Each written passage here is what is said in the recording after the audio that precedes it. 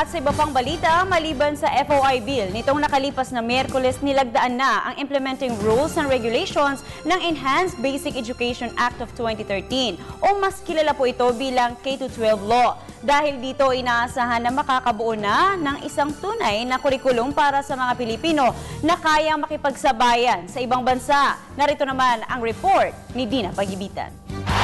Bagamat hindi pa natatapos ang hamon sa Department of Education na makapagbigay ng dekalidad at globally competitive education sa mga Pilipino, hindi ito nawawalan ng pag-asa lalo't higit ngayon ay nilagdaan na ang Implementing Rules and Regulations ng Enhanced Basic Education Act of 2013 o mas kilala bilang K-12 Law. Sa pangunguna ng DepEd kasama ang CHED at TESDA, mabibigyang katuparan na ang matagal ng pinapangarap na tunay para sa mga Pilipino, ngunit makakasabay sa ibang bansa. Ito siguro na ang isa sa pinakamahabang konsultasyon na ginawa ng mga ahensya para sa isang batas na may wide-ranging effect. No? Ito ang fully implementation ng K-12 program o ang pinagsamang kindergarten at 12 years ng elementary at high school education na isinunod sa Global Education Standards.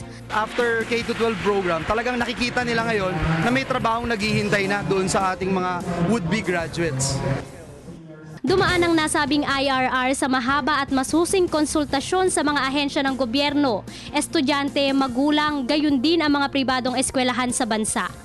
May regulatory powers ang TESDA, CHED at saka DepEd dun sa private schools, no?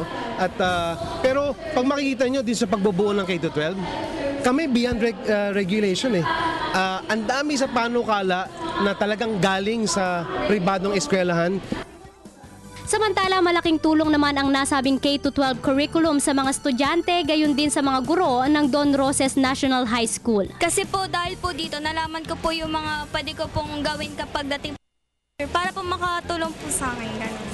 Siyempre, may sense of accomplishment kapag yun ay turo natin, nagagawa nila ng tama. So, hindi lang sila yung nasisiyahan, siyempre pati kami. Para sa Telebisyon ng Bayan, ako si Dina Pagibitan.